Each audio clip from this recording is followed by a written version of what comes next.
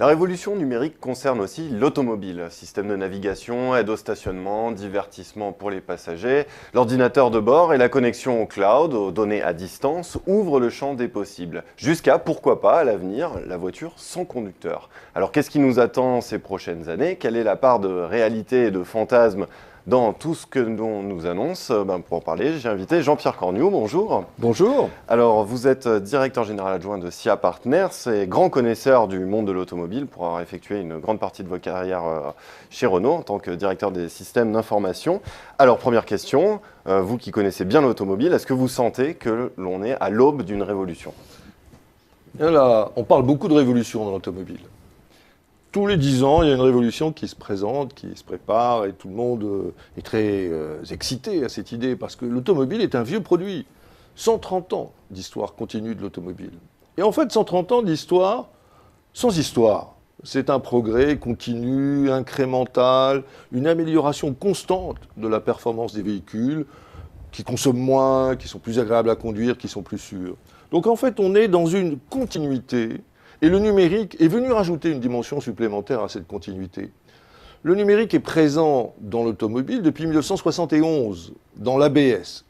L'ABS était la première grande révolution donc, qui a permis d'assister le conducteur dans la fonction de freinage.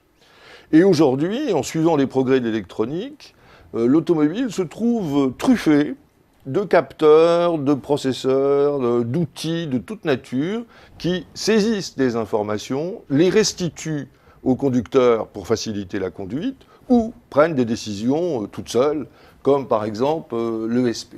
Alors, quels sont les prochains progrès incrémentaux, pour reprendre votre terme, qui nous attendent dans les prochaines années? Alors, en grande partie, l'automobile va bénéficier des progrès de l'informatique. Il est évident aujourd'hui que tout concourt en matière de processeurs, en matière de programmes de logiciels, en matière de télécommunications, avec le cloud computing dont vous avez parlé, qui permet une voiture connectée en permanence. Tous les capteurs ont fait des progrès, on a des radars, on a des GPS maintenant qui vont nous donner des informations avec Galileo au niveau du centimètre.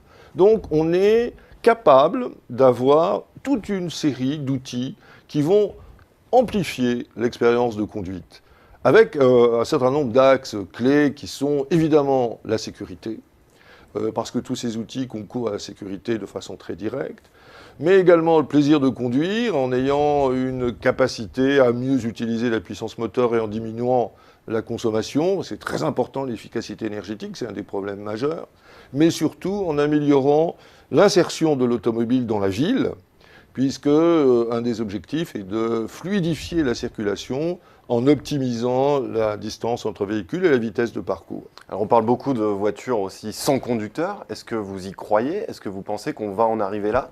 Alors il est évident que c'est un rêve d'ingénieur et c'est un rêve d'homme de marketing. Je crois que les constructeurs automobiles aujourd'hui sont un peu là d'être considérés comme une industrie ringarde, une industrie du XXe siècle. Et c'est vrai aujourd'hui qu'on est un peu plus autophobe qu'on l'a été par le passé. Donc de ce fait, il y a beaucoup de talent dans l'industrie automobile et ces gens-là maintenant captent l'essentiel des progrès de toutes les techniques qu'ils utilisent, grâce notamment aux équipementiers qui font un super travail, Valeo, Bosch et beaucoup d'autres. Et en fait, on va continuer dans les prochaines années à ajouter des fonctionnalités supplémentaires aux véhicules et à renforcer la fiabilité et la sécurité de l'ensemble de ces dispositifs électroniques. Il est évident que le problème, c'est quand même, si on enlève le conducteur, qui est souvent la cause des problèmes, on se met dans une situation de responsabilité du constructeur automobile et des pouvoirs publics également, parce qu'il y a derrière de la réglementation importante qui doit évoluer, et donc il faut que tout ceci soit fiable.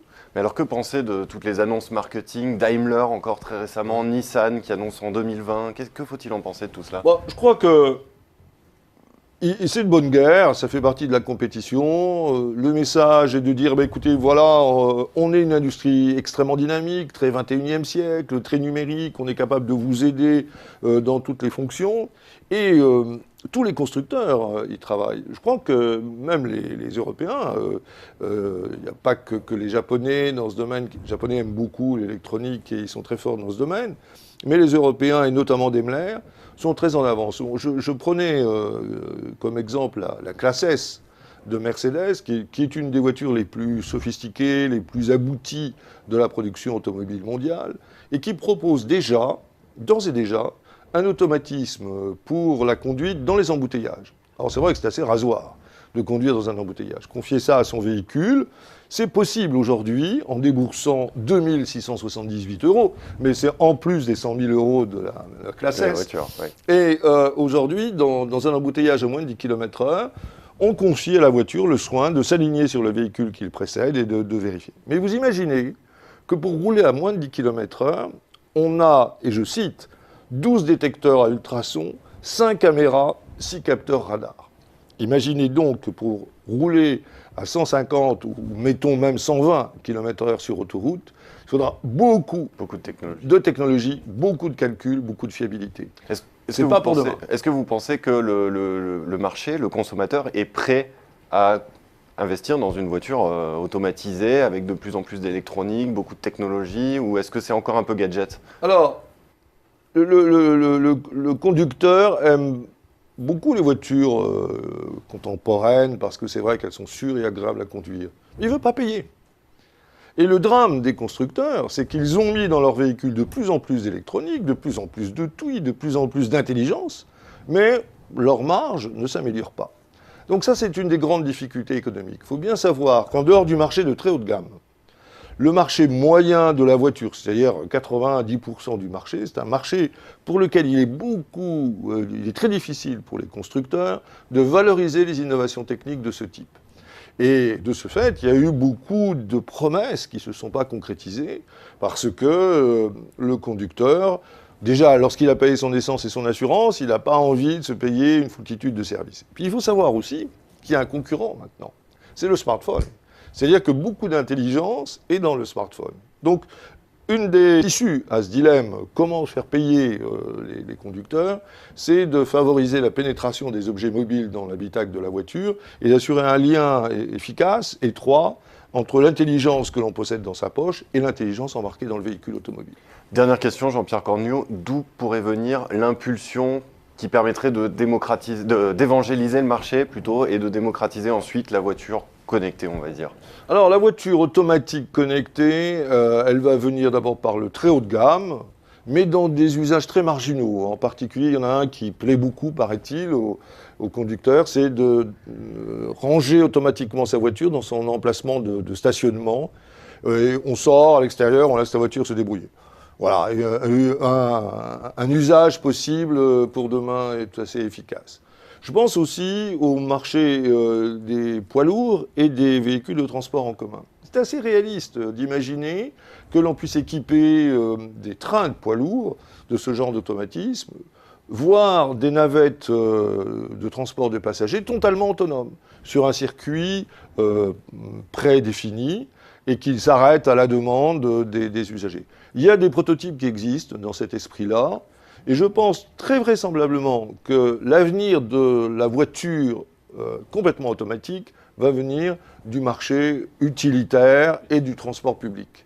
Eh bien, Jean-Pierre Cornu, merci d'être venu nous éclairer sur ce qui nous attend dans l'automobile de demain. Merci Jean-Pierre Cornu. Merci à vous.